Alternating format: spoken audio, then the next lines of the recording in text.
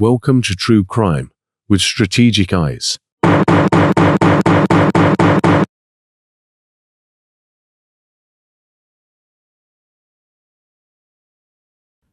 Strategic back again. What's going on, guys? Just wanted to update you guys on this TRACY situation. Some information that came to me from the Stearns. I'm going to read a statement real quick that the Stearns sent me. As we've spoken before, I do from time to time speak to Chris Stearns behind the scenes.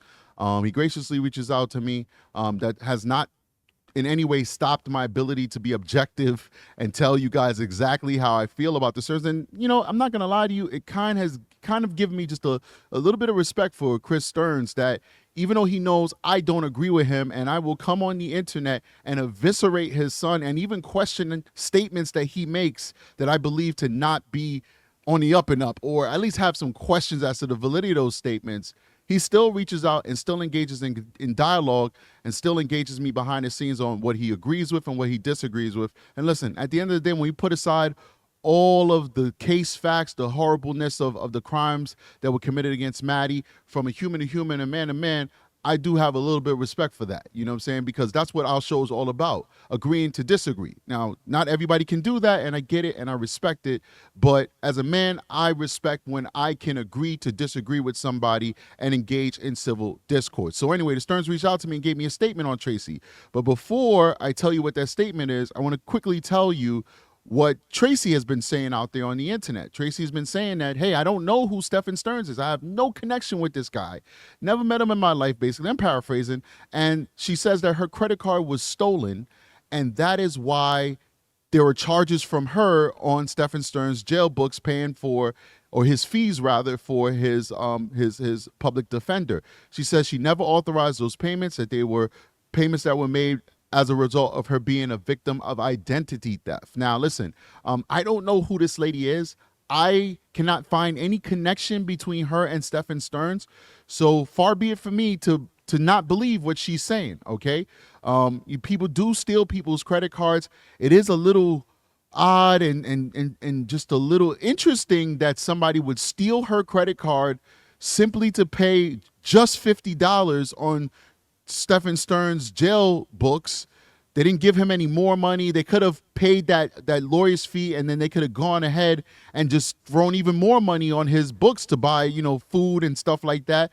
Or they could have just paid that lawyer fee and then go buy a TV. They could have did a lot of different things, but for some strange reason, they just decided to steal her information and pay his lawyer's fee. Once again, I don't know who this lady is, and her background, you know, what she does for a living, where she lives, it just doesn't make sense that she would be involved with Stephen Stearns. But once again, she says she didn't do it, so we'll take what she has to say for face value. I'll leave it up to you guys, the audience, to make your decision.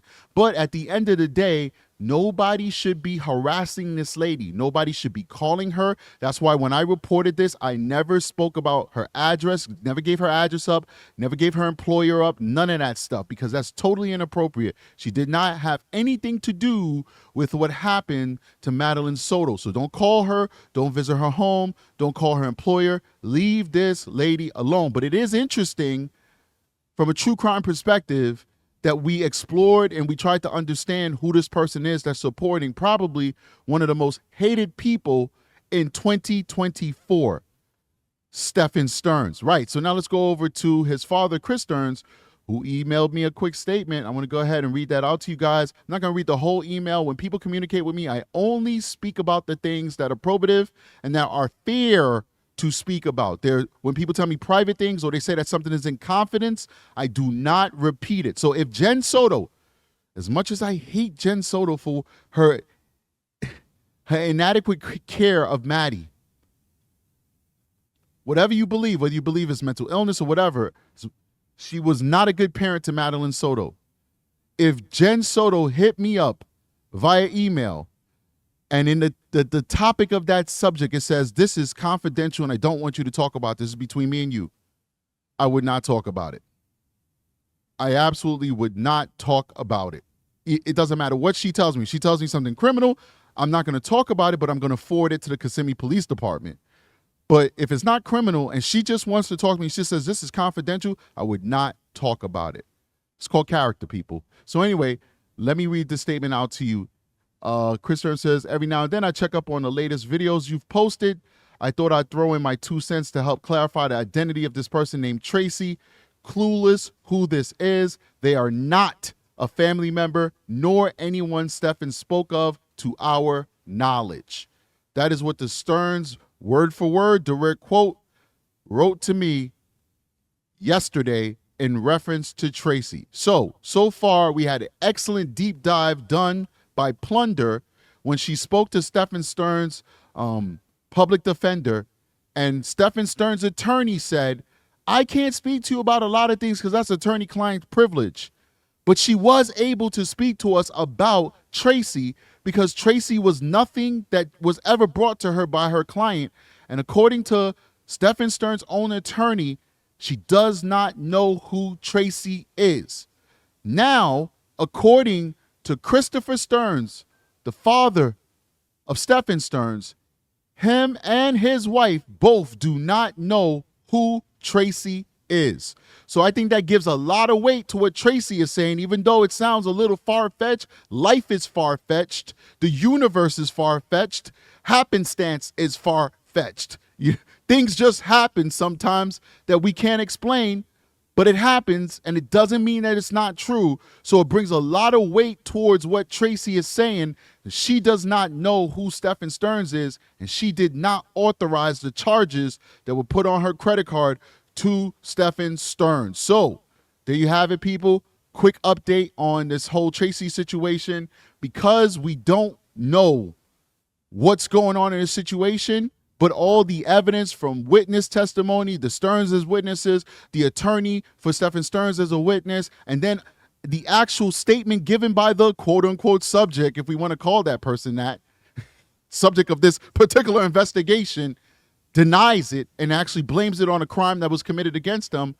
I will not be showing Tracy's face, and I will not be talking about Tracy anymore unless something probative comes forward that warrants us now talking about Tracy yet again, because it doesn't look like Tracy has any connection to Stephen Stearns. So, guys, I appreciate you for supporting the channel. Please like and subscribe, join the channel. Make sure that you hit that like button. Make sure that you put something in the comment section, even if it's just, hey, I'm from Ohio. Hey, I'm from Australia. We got a lot of Australian viewers. Hey, I'm from, Madagascar, whatever. Just put something in the comment section so that we can get that engagement going, and YouTube can put us in the algorithm. We can get a much larger audience that we can talk to, and we can share these views to, and we can add to our community, because we are building a strong, beautiful community of open-minded people who are willing to engage in discussion civilly and to get to the bottom of these crimes. All right, guys, I see you guys on the next one. Strategic is out of here. Peace.